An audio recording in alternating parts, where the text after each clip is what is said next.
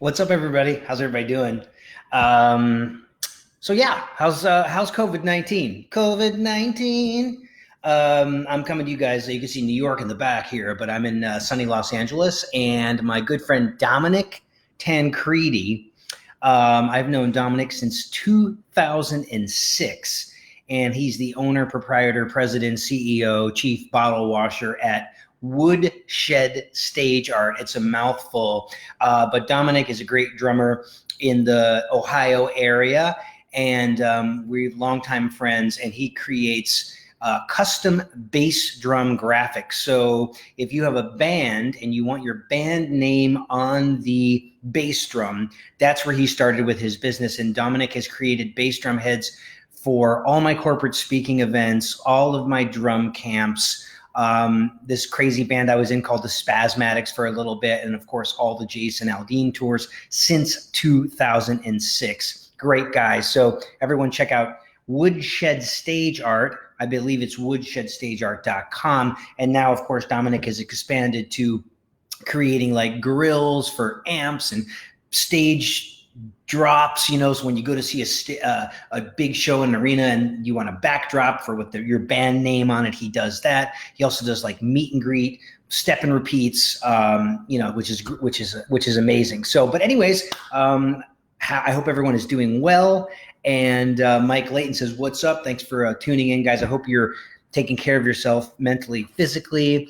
Hopefully you're trapped with the right person in this kind of adventure. I just got back from a walk here in sunny Los Angeles, and everyone's supposed to be wearing masks, out of respect for your fellow human being, and a lot of people are not doing that, especially people at construction sites, some delivery people are kind of like mailing it in there, and so everybody should be wearing their masks. And I miss hand sanitizer. I'm out of hand sanitizer. It's kind of killing me a little bit, but I think we have some more on the way. But anyways, I'm happy to answer any questions for you guys and gals. I am here for you. For you guys that aren't in the know, what's up, Tori? I have been the touring and recording drummer for Jason Aldean since 1999. A lot of tours along the way. We've done some really cool things. My goals early on as a young man were to travel the world on someone else's dime and hear myself on the radio and see myself on television. I was able to realize those dreams because I moved to an epicenter, a musical epicenter like Nashville, started to shake hands, crash parties, said yes to everything. And I'm looking at like 24 years in Nashville, and I've been coming to Los Angeles for 8 years, and renting a place out here for 5 years. And it is sunny and beautiful out here. Let me tell you, there's not a cloud in the sky today, guys. And summer in LA is like May to November, and we get a little June gloom, but it is great stuff. So let's see here.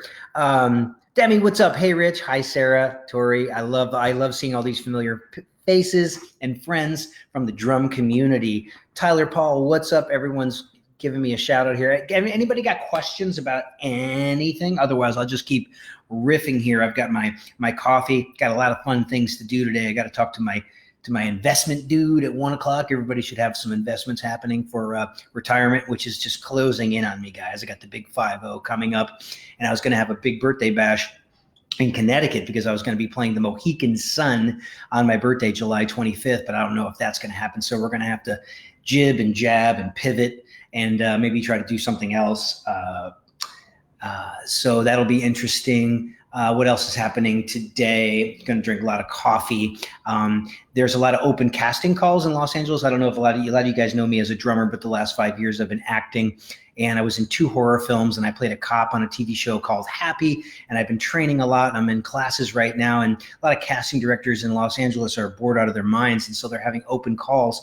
And there's a show on television called NCIS LA, and that show has been on for 13 years, very long running show.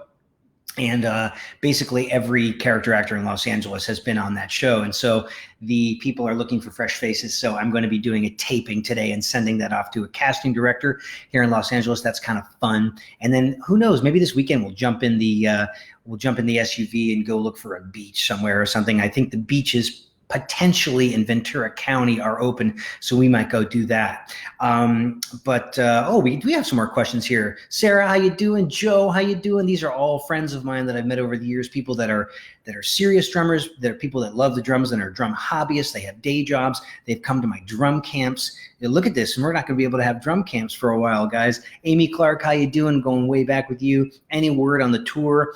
I can't speak on behalf of the organization, but I don't think it's looking good for a lot of things this year. Potentially September. I don't know. I don't know if 10,000, 20,000 people are going to want to get into the same room at the same time. One person sneezes and it causes a chain reaction, and then we're looking at 20,000 people in a confined space. I'm afraid to go in elevators without a mask, guys. So Joe Larson, looking good. Thanks, buddy. Daniel James says top 3 outdoor venues to play at. We have done all the sheds. They call them sheds. They're basically open air amphitheaters where you have like the true believers are kind of like up front. They have all the expensive tickets, and then usually midway by the soundboard, you have like some boxes where people like have waiters and stuff. They come in, they have got this nice little tables, and then in the back is where like all the crazy happens on the lawn.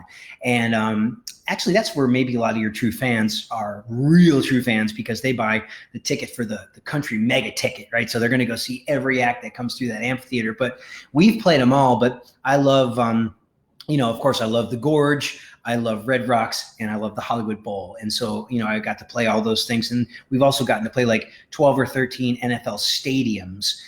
So that was really, really fun. And you know what, man, if I'm playing for 5 people or I'm playing for 50,000, I'm going to try to play with the same energy, the same passion, the same delivery, the same execution, the same focus. So that's kind of really helped me in my career. So that's fun. Roland, what's up? Connecticut. I love Connecticut. Let's see here. Danielle says, whoop.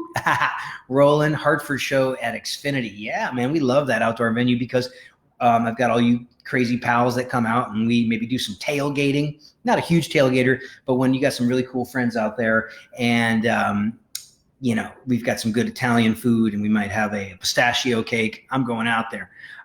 Joe says, how can I come and teach with you at your next crash course? I don't think anybody's going to get in a room anytime soon, brother. Carmelo, what's up, buddy? I hope you guys are living life and moving forward with all things in the great white north there of Canada. It's just Chad Thompson. What's up, buddy? Hey, man, Chad is a pal and a true believer. He has hosted me over the years 1,000,000 times for master classes and private lessons and local clinics and stuff. And that's what's a great thing about touring over the years has been just, we hit the same markets almost every year or every other year. When I first started touring with Jason Aldean, and the year was 1999, we were building the perfect beast. We went on the road at the end of 2004. We haven't stopped. That's 16 years of nonstop touring. And the venues started to grow. And then we started getting aligned with this company called Live Nation.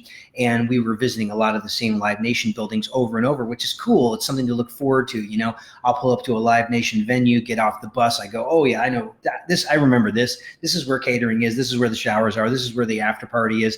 Oh, yeah, this is the one that has the palm trees on the back lawn. Oh, I love that. Or the giant rocks. And so, in all those markets, every day I would try to get up first thing in the morning, and I would try to go either teach private lessons, do a master class, do a clinic, do a speech at a high school, do a speech for the percussion department, music business department at a college, or do even a corporate gathering, a corporate speech in those markets. So from doing those things, I've gotten to meet so many local hero drummers, guys that own music stores, the hot hip drummers in every city, all these cool backline companies, drum hobbyists. I mean, it's just the drumming community and the music community is such an amazing thing. And that's what travel does. Travel allows you to create a network of like-minded people, which is something I'll never forget. I'm so grateful, even if I never play the drums ever again. The relationships and the people that I've met along the way, it's a really incredible thing. Tom says, greetings from Cleveland. That's right, man. The Plain Dealer, man. I was talking on my podcast.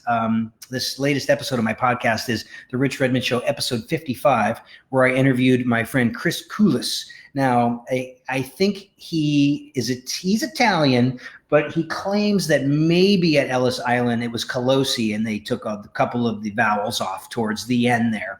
But great guy. He's a founding member of the band OAR.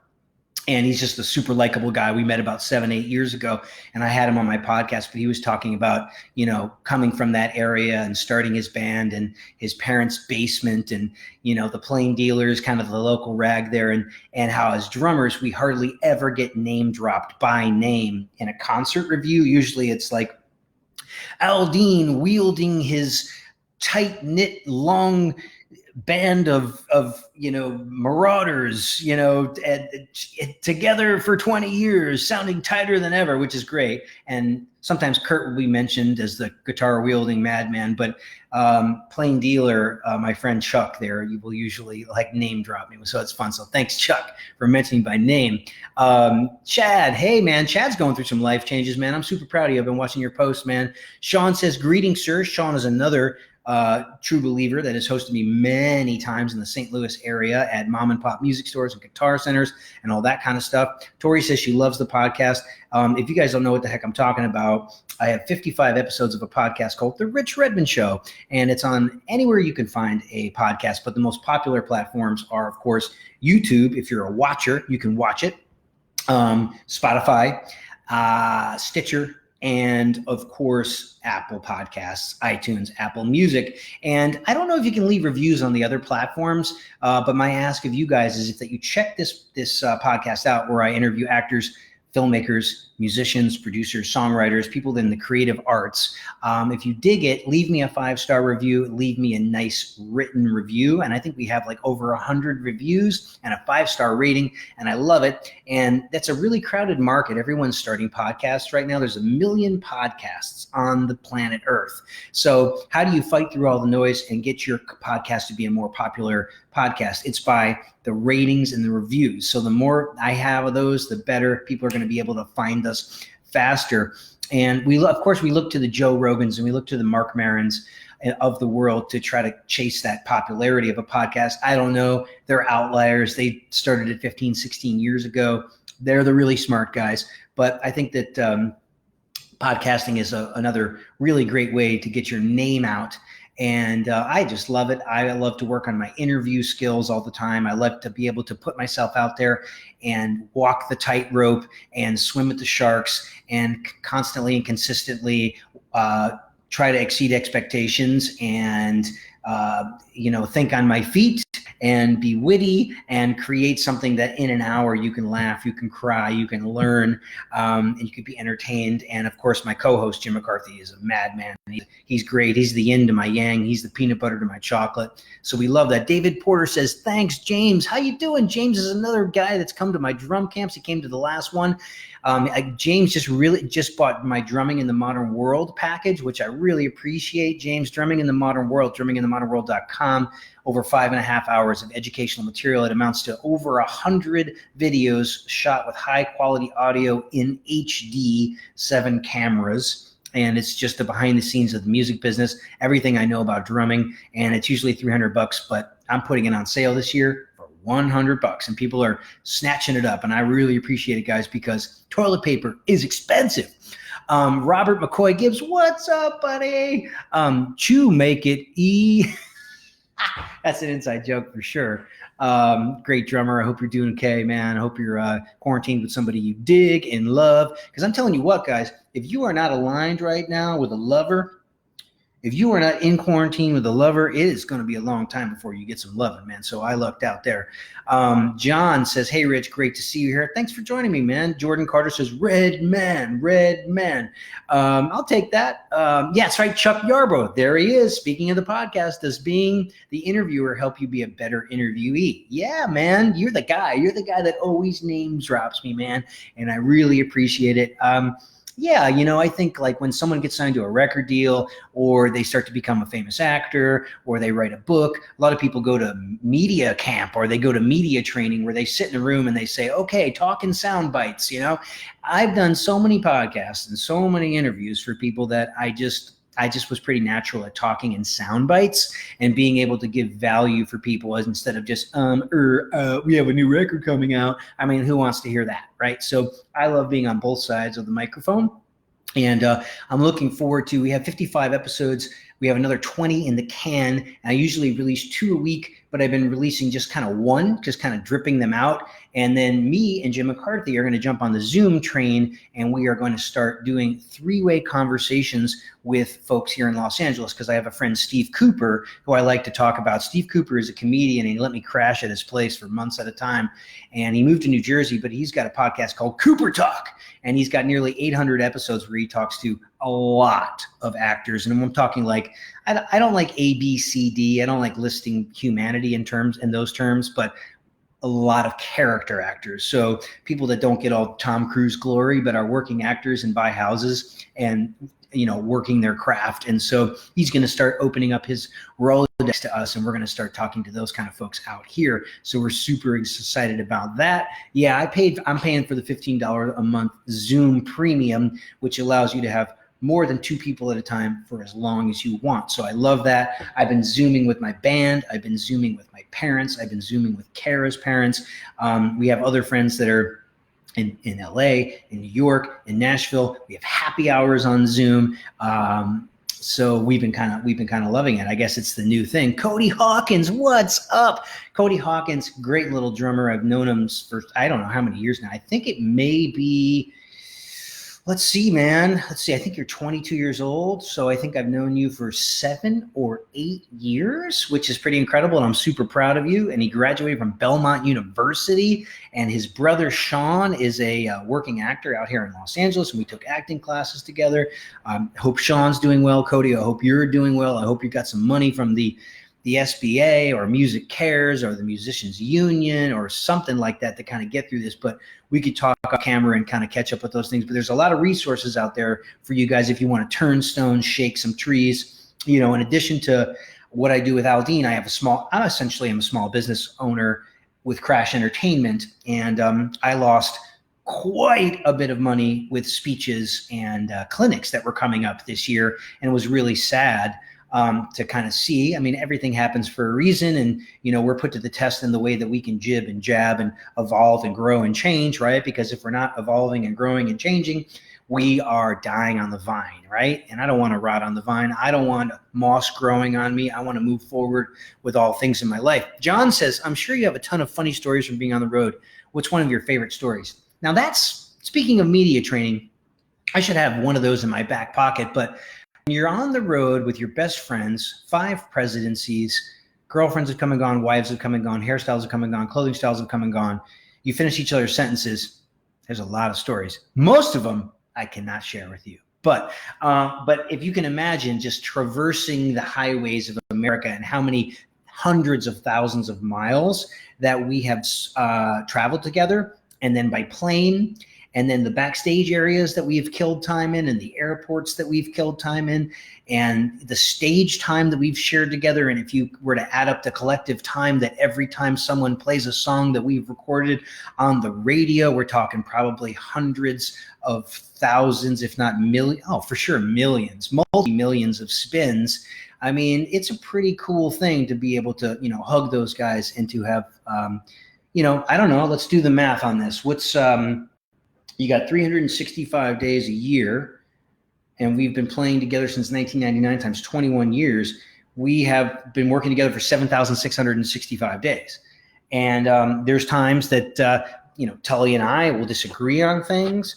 And there's times that Kurt will try to break up our fights because Kurt is Switzerland. So he's the guy in the middle. So we have this perfect kind of like balance and chemistry of like, I'm the dark skinned guy from Connecticut, and then Tully's from upstate New York. And then you got Kurt from Des Moines. You got Jason from Macon, Georgia. And you got Jack from the Ohio, Florida area. And you got Jay from Kentucky. And you put us all together. And then you combine all of our influences. And then the opportunity that was given to us, this platform that we were able to create for ourselves, we were able to change the sound of modern country music to create almost a subgenre. God, you can look at each other and just be like, damn, I am proud of you guys. But, most of the stories I can't tell you. I'd have to kill you. But there's a lot of stories in my book, Crash Course for Success. 5 ways to supercharge your personal and professional life. And I've had people in my life say, Rich, the book came out, man, like a year and a half ago. Do you have to keep promoting it? Hey, I've got 2 books right now. I've got The Fundamentals of Drumming for Kids, and I got Crash Course for Success. And Crash Course for Success is always going to be a pillar. It's always going to be a pillar in my talking points, in my speeches. It is the foundation for everything I do. Now, can I crank out another book this year? Most likely, and it's all going to be based on yet another powerful 5-letter acronym.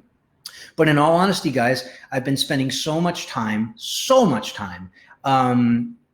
There's this quote by Bruce Lee that says, the average man with a laser focus is the guy you need to worry about. That's what success is. The average man that doesn't see himself as average, but gets up every day and does the work, that's the guy you got to worry about. That's the guy that's going to be on your tail, right? So every day I've been using this time to double down. And every morning at 11 a.m., I do an acting rehearsal on Zoom with some really awesome working actors.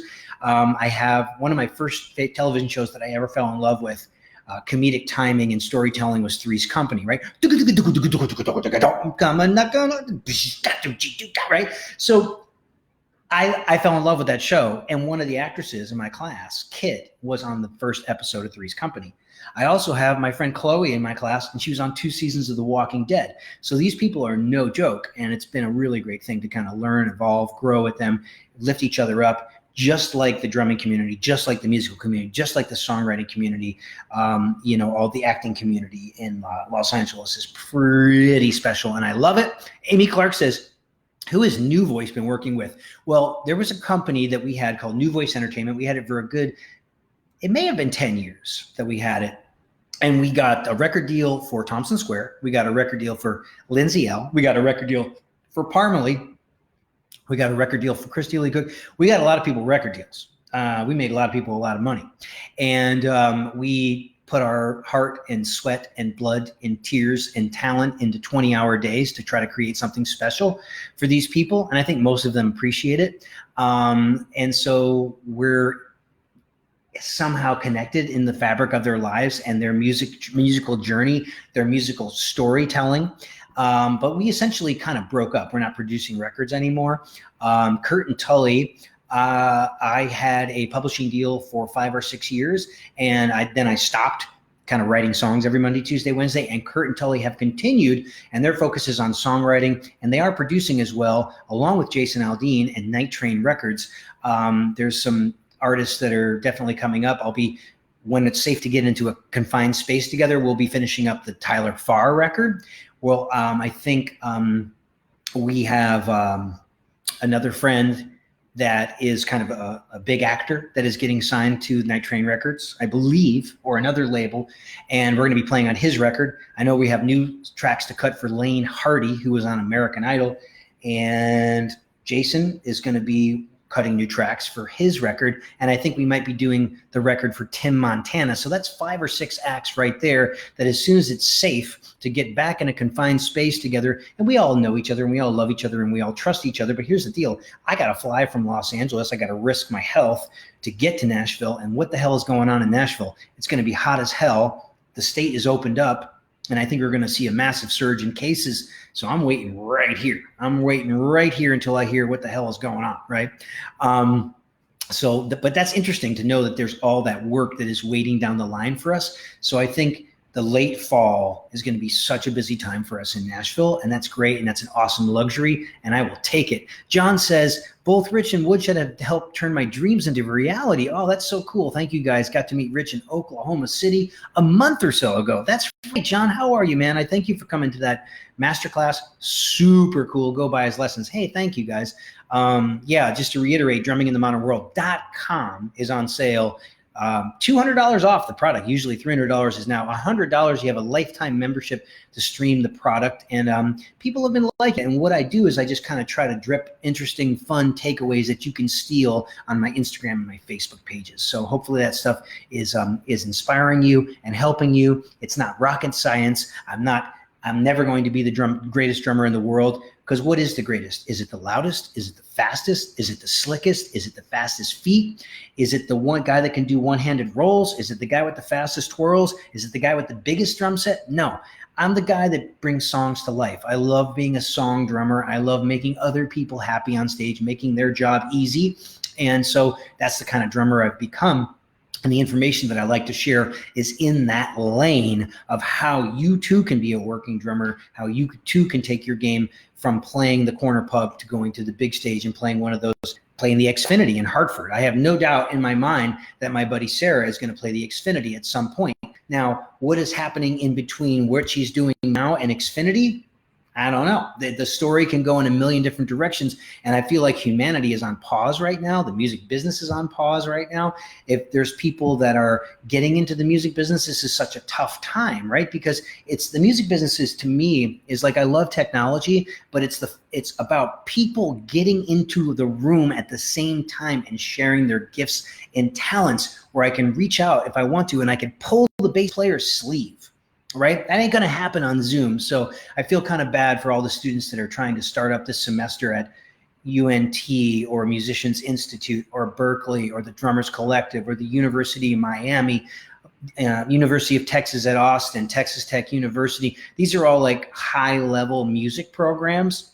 I just did a virtual speech for the drumming students at the Musicians Institute, and I just did a virtual speech for the drumming students at Texas Tech University, which is my alma mater. I graduated in 1993, studying with Professor Alan Shin, who is still killing it, just crushing life in Lubbock, Texas, playing everything he could possibly play, real go-getter, and it was great to catch up with him. But I feel bad for these students that you guys can't be around each other, interacting and going, hey, midnight jazz jam session, I mean, that's really what it's all about. But hey, what can you do? How can you make the best of this situation right now? How can you take eggs and make the best egg salad possible? How can you take lemons and make an amazing lemonade? Ooh, add a little vodka in there, right, for your Friday afternoon.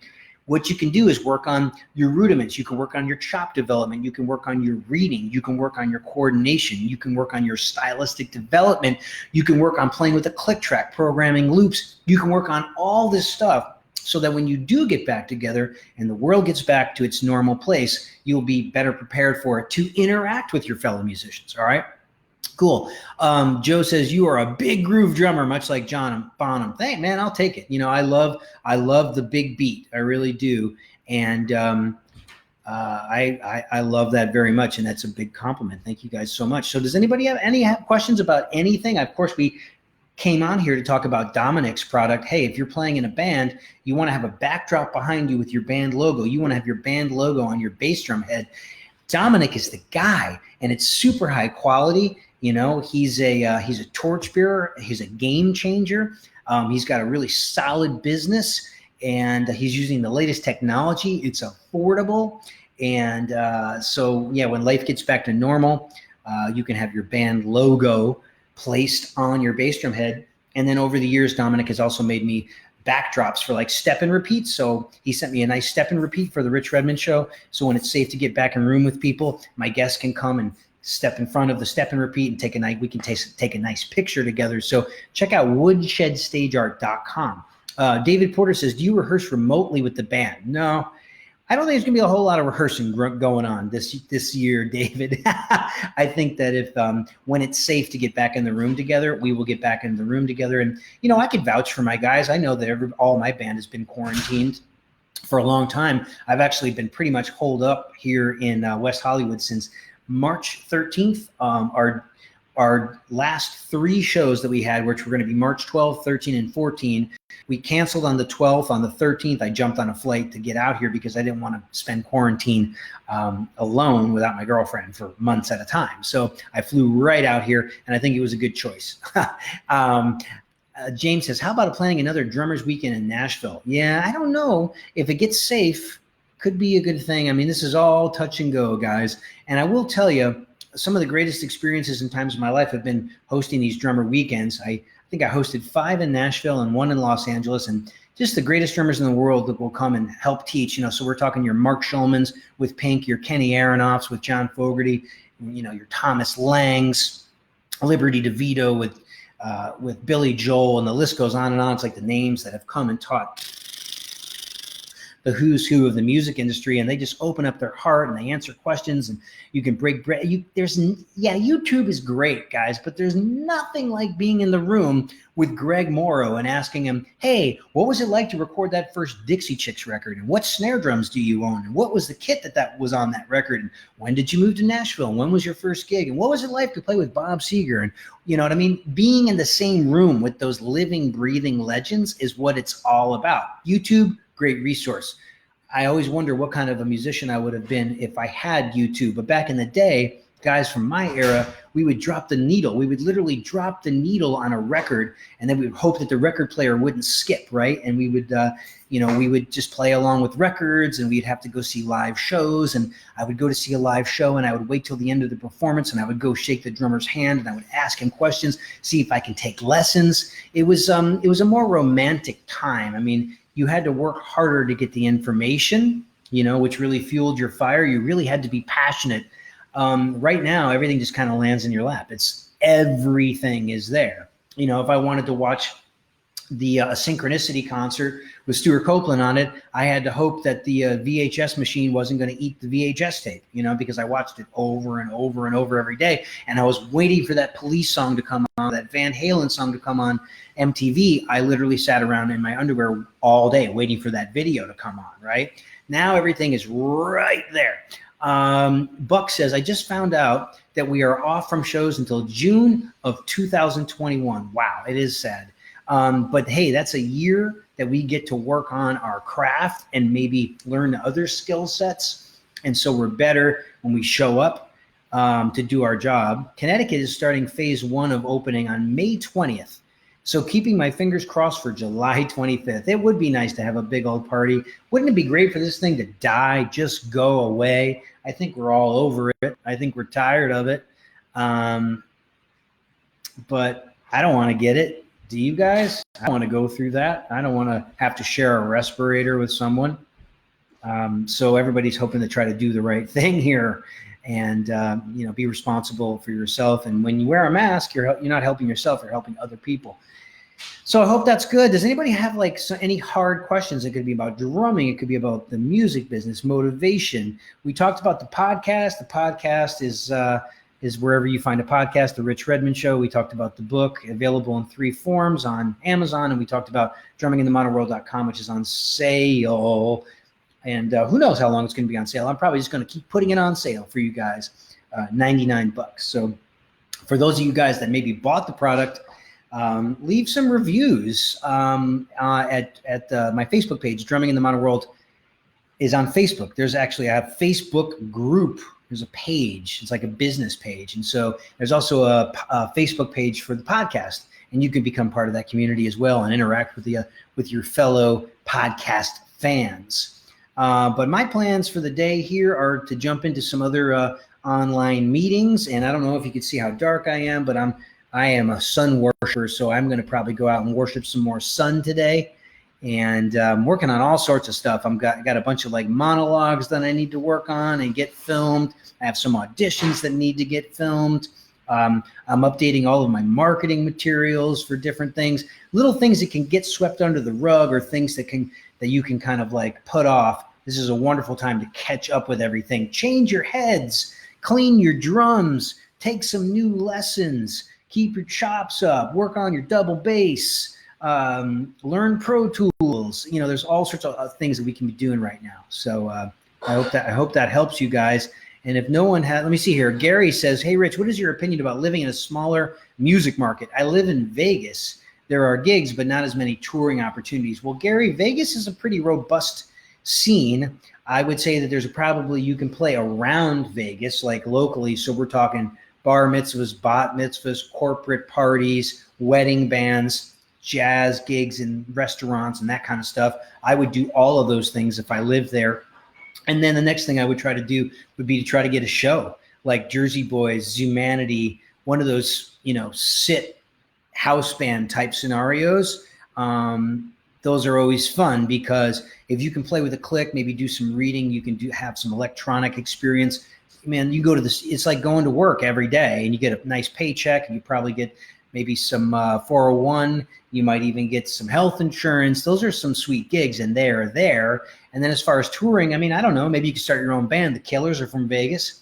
So, the sky's the limits on everything. Vegas is affordable. You can have a nice, beautiful house on the outskirts of town. You can get into the Strip there at any time. I love Vegas. I really do. I mean, I'm not a Vegas guy in the sense that I'm always on the Strip wanting to pay $40 for prime rib and, a $22 martini and no parking. And, it's tough because when we go to play the ACM Awards every year, they don't have coffee in the room. So you have to go down first thing in the morning and stand in that massive line at the MGM at Starbucks, right? It's not my favorite place. I like Old Vegas. I like Fremont Street. And then I like talking to locals and finding out where's the best Italian, where's the best sushi, where's the best mom and pop boba tea shop, where's the best mom and pop coffee shop. I love exploring and finding that stuff. But Vegas is great. Phoenix is great. You're by LA. It's sunny. It's affordable. I like it. Joe says, do you think Jason Aldean logo will change your bass drum heads? I try to change them on every tour, Joe, and that's my buddy Dominic. He's really great about that. Sean says, what are your favorite parts of a typical day on tour? How do you prepare and work yourself up to showtime? Rudiments, stretches, goofy things. Guys, I'm going to disappear for 1 second because I got to plug in my laptop. All right, hold tight.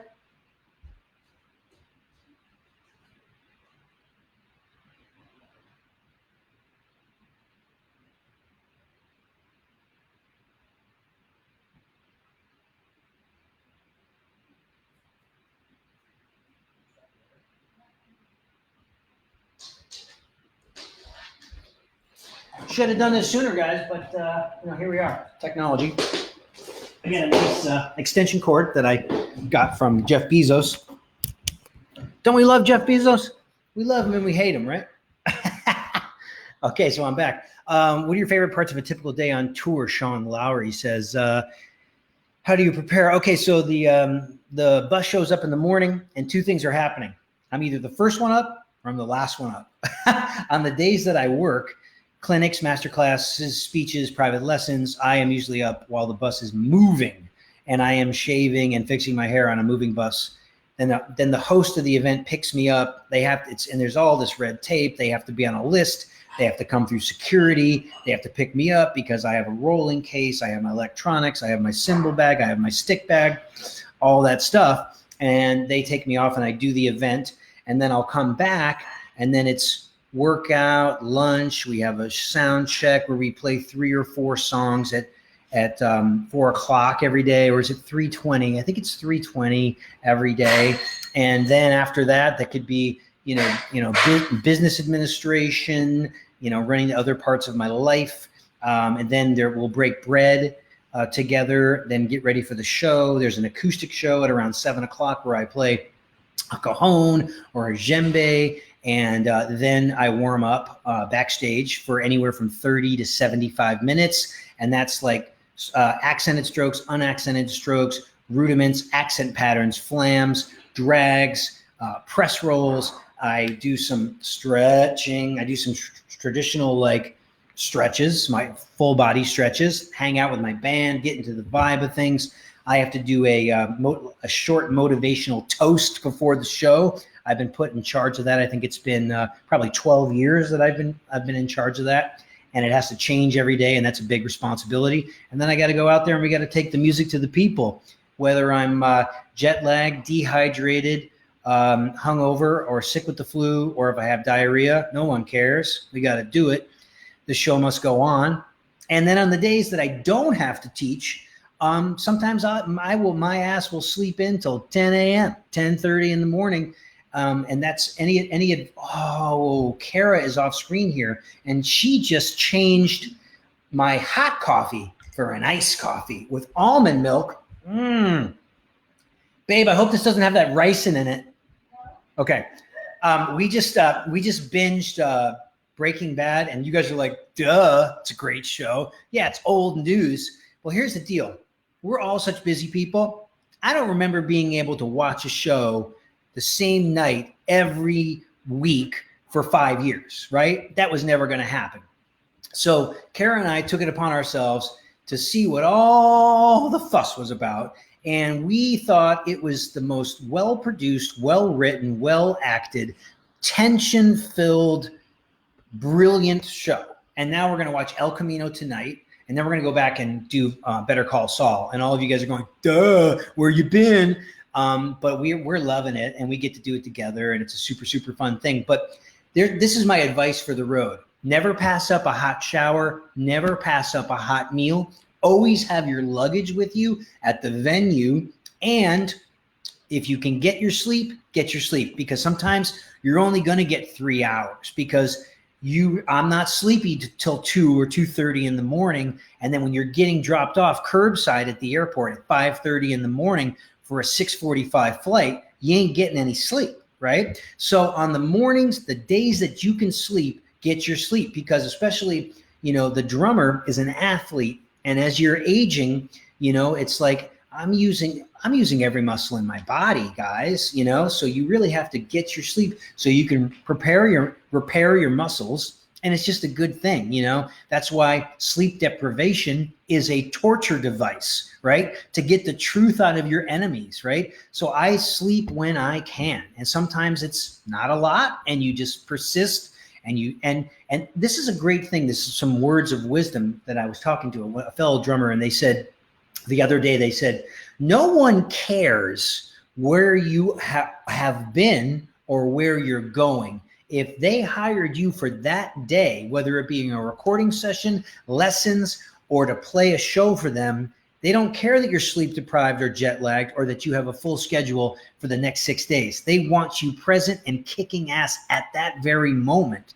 So don't be an excuse maker. I didn't get any sleep last night. Just do the gig, man, right? Because this is a massively competitive industry, the creative arts. There's a lot of people that want to do it, and there's less and less work. So you just kind of have to show up with a smile on your face and make it happen. And then the other thing that I learned from Vegas is that I had my luggage at the Luxor across from Route 91. My backpack was on our bus. My cell phone was on stage with me. Now, I don't know if it's the sexiest thing in the world, but my great friend and drum tech of the last decade, John Hall, look him up, Johnny Fletch Drums on Instagram. Give him a follow. No H, Jonny, Johnny Fletch Drums on Instagram. He's got a little table, and I have my Q-tips for when I get really sweaty to kind of clean out my inner monitors. And I've got chapstick for when I'm playing in Vegas in the desert, right? And your lips are chapped. I've got a towel to wipe my brow. I've got a couple of percussion instruments, and I got my cell phone.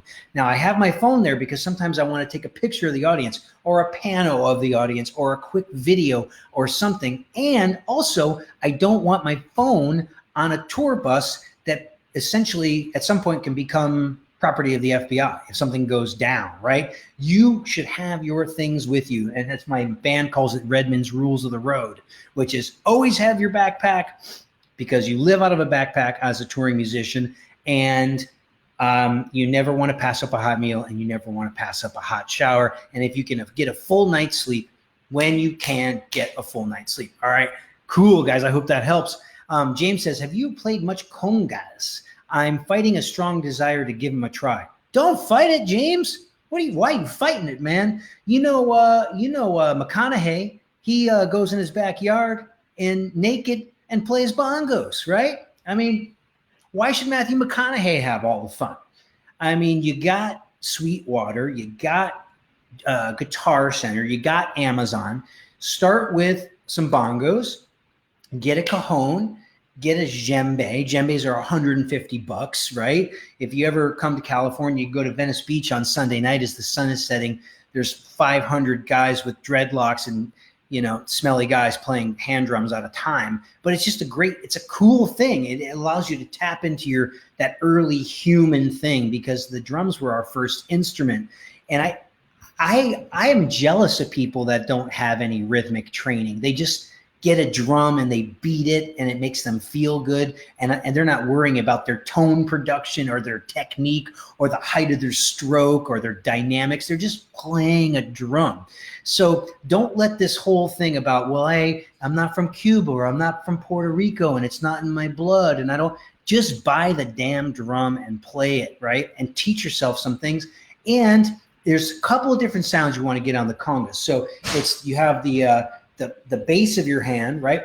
Boom, boom, boom. The tip of your hand, right? And then we have towards the edge of the drum, the meat of your hand. Then you could play a slap where you kind of slice across the head, and then you could do a cup slap. So there's like 5 different sounds right there. So I basically taught myself how to play the congas, bongos, djembe, and cajon, and they're all very related techniques, but are they rooted in tradition? Kind of, but I kind of Redmondized them, and I put in enough hours on the instruments that I can call upon those techniques whenever I want. But you can also just buy the damn thing and have fun with it, right? So I say do it, man. Sean says, being a lover of all things drumming, do you listen to other types of drumming? Hell yeah, man.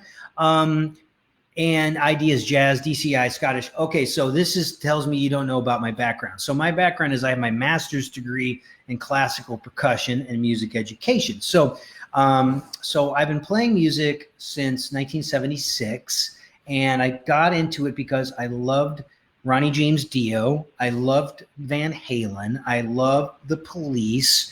I loved John Mellencamp, right? And then I started going back and I started studying Buddy Rich and Gene Krupa. And then I started studying big band drummers and funk drummers. And I got into the recording guys like Hal Blaine, Jeff Porcaro, John Robinson, Steve Gadd. And then the recording drummers in Nashville, your Chad Cromwells, your Greg Morrows, your Paul Limes, your Eddie Bears, your Lonnie Wilsons, all guys that I call friends now, friends and colleagues. I studied their body of work. And then when I was playing, I did 8 years in the marching band. I've always played in the concert band, the symphonic band, the orchestra. I played in the pep band. I played in jazz ensemble. I played in fusion ensembles, steel drum bands, gamelons, African drumming ensembles, a lot of big band music, fusion music. So you come to see me play with Jason Aldean, you're hearing about 5% of what my training is, but that's okay. Who cares? I'm there to bring those expertly written songs to life with energy, fire, and passion, and that's what I'm paid to do. Now, do I end up sounding different from the other country and Western drummer?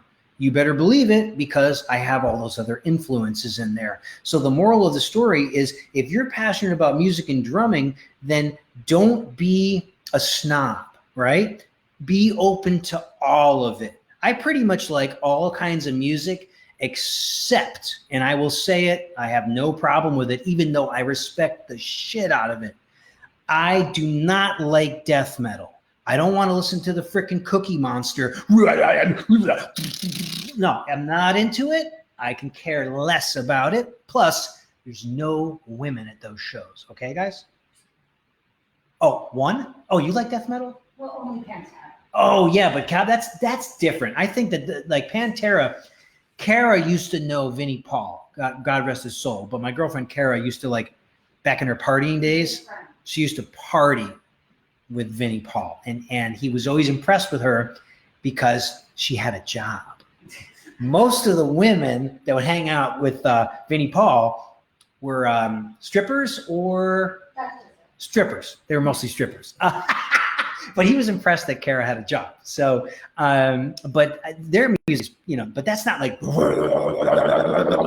that's not that thing, right? So I respect it. And even my friend Johnny, my drum tech, does a lot of teching in Nashville for a rock producer that does a lot of that style, and it's incredible. And Johnny goes in there and tunes all these gorgeous drums and makes them sound amazing. And then there's the double kicks, and a lot of these guys are like really close to the head. You would think that it'd be like really the beater coming way back. Like for me, my beater is way back because I want the throw, I want the power, boom, right?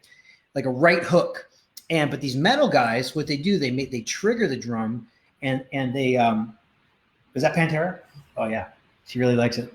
Well, they're pretty special. I like those. I mean, they're different. It's kind of melodic. But they trigger the drum, and it's like, and the beaters are really, really close to the head. So I have tons of respect for the guys that can go, and there's a technique to that kind of music. I don't want to listen to it, and I don't want to play it. But that's not bad. Out of this massive, wide world of drumming, that's the only kind of thing that I'm really kind of not into. And I think at almost 50 years old, I've earned the right to say, probably not going to play that kind of style of music with my gray beard, right? I'm probably not going to do it, and that's okay. You know, I'm going to focus on things. At some point, even with all your training, you're going to find something. You're going to find your niche. My band likes to say it's niche, man. Rich, it's niche. No, I just like to say niche because it makes me sound sophisticated, like I spent the summer in Paris. But I say all that stuff is amazing, and it all becomes part of your bag of tricks. Cool. So I hope that helps. Vinnie Paul was a Vegas resident before his passing. Yeah, he was. Very popular guy. Yeah, I got to spend one night with him in the early days of Aldean.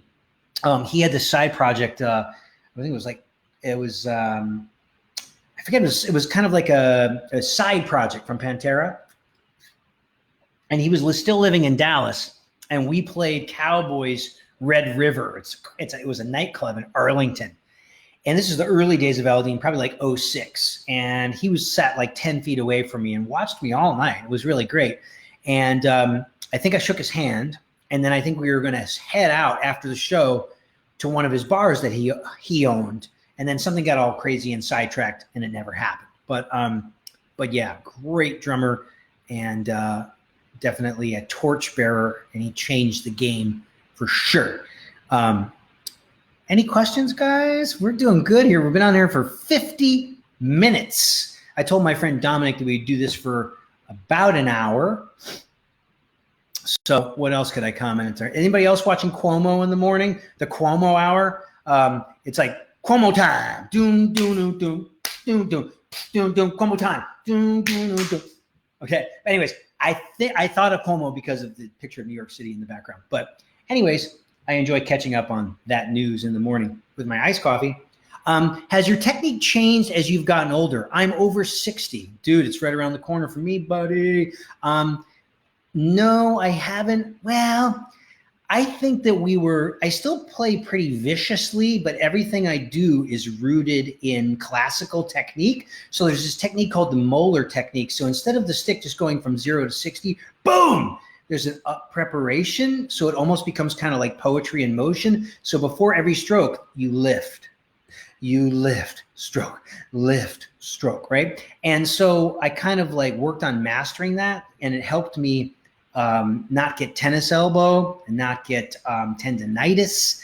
I haven't had any surgeries, and I do kind of play like a madman, like a 15-year-old rock drummer, but everything is rooted in that classical technique from studying classical percussion and from playing in big bands. When you have to play a ride cymbal like ding, got good, and swing a big band, you have to be loose. You can't be super tight, like ding, ga, ga, ding, ga. No, everything's got to be loose. That stroke has got to be real loose. So studying jazz and classical music helped me formulate my tone, the way I play. So I don't usually hurt myself. I mean, I get some serious blisters, and when it gets cold outside, my skin cracks, and I have to have a lot of that new skin, which is that it's kind of like crazy glue.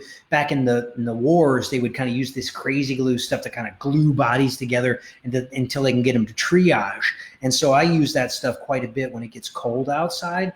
But you know what? I think I have noticed that, like, if you were to see the 2006 version of Rich, you would have seen a guy that really had something to prove, that he was just full of piss and vinegar. And it was like, all right, world, hear me roar. I'm coming for you. And get this, guys, 2006 Rich was 36 years old.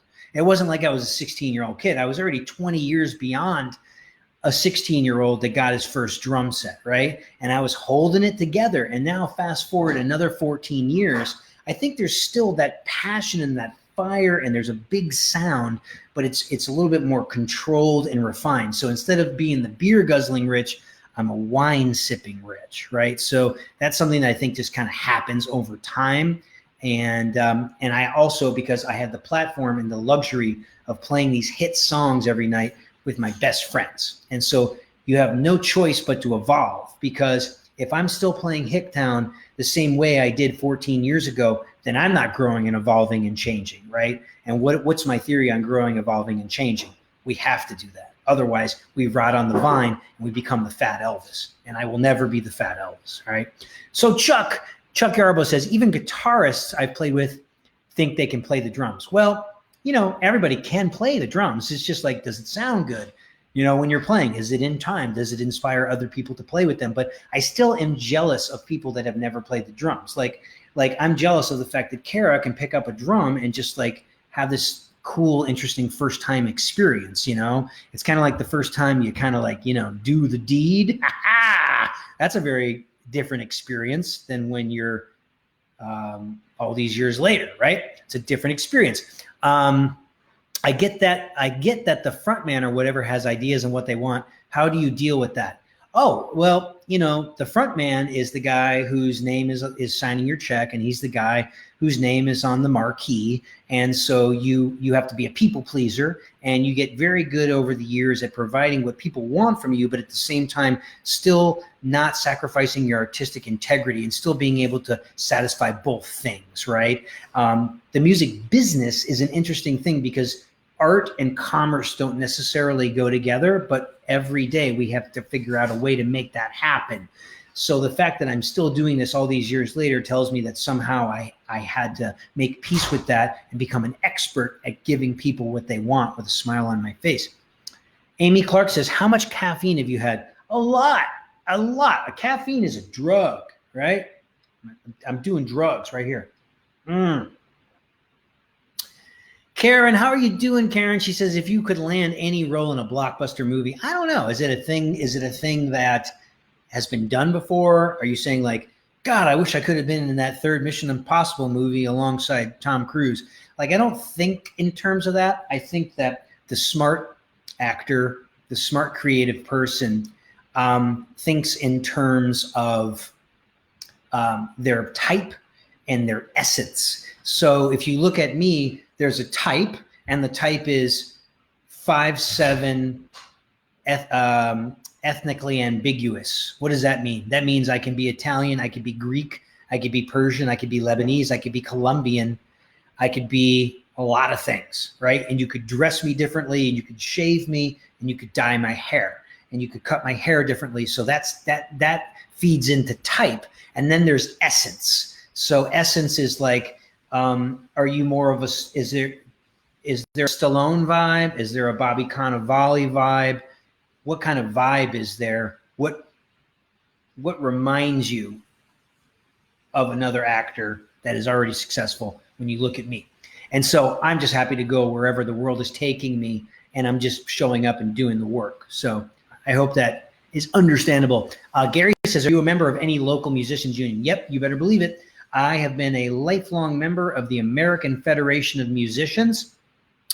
And tell you what, guys, once a year, I get a check from the American Federation of Musicians, and it's a little thank you note from the world that says, thank you for playing drums on all these records that can be heard every hour, on the hour, all over the world. And the other thing, thanks, babe, that they can do that the union does for you is that they look out for you. So if I play on a song that ends up in a movie that goes direct to the Chinese market, and the only place it's showing is in hotel rooms in China, because there's a paper document and there's a contract, the union's got my back, and they're going to track down my money. And if I don't have the union, it's the Wild West. You're on your own. Now, most of the music business is the Wild West, and you're on your own, and it's just up to you to have strong negotiating skills so you can put a value on your time and talent. But if you play in the Los Angeles Philharmonic, or if you're playing on the new Marvel movie soundtrack, or if you're playing in the New York Philharmonic, those are union contracts, right? So it's really smart to be in the union there. I play on a lot of recordings that you can hear on the radio. I play on a lot of TV shows, like when we do Letterman and we do The Tonight Show. All those things are union contracts. So I say, be a union man. I have no problem with that. I kind of live in both circles. I live in the union world, and I live in the Wild West.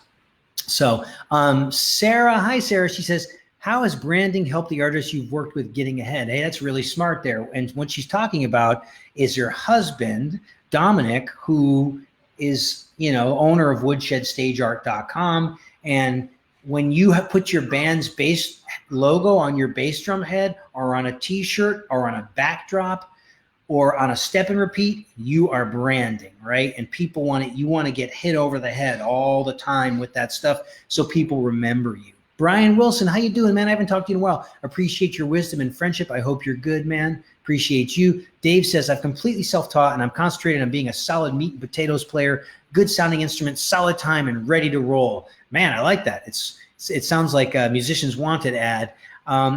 See here, big fan, man. Oh, I appreciate it, man. Thanks, Dave. Well, hey, man, those are good selling things. You show up, you're a solid guy, you're well-dressed, you have a great approach to the instrument, you get a good sound on the instrument, you're a team player, you're going to do great. Guys, I'm going to end this live video. We're right at 1 hour. I'm going to save it. Hopefully, Dominic will repost. You guys can always share it with your tribe, with your peeps, with your network. And as always, I appreciate all the positive feedback. I hope you guys are moving forward in all areas of your life. And I know that we're going to get through this together. Be sure to check out woodshedstageart.com and then follow them here on Facebook. I love you. I miss you. I can't wait to see you. Can't wait to hug you. Take care of each other. God bless.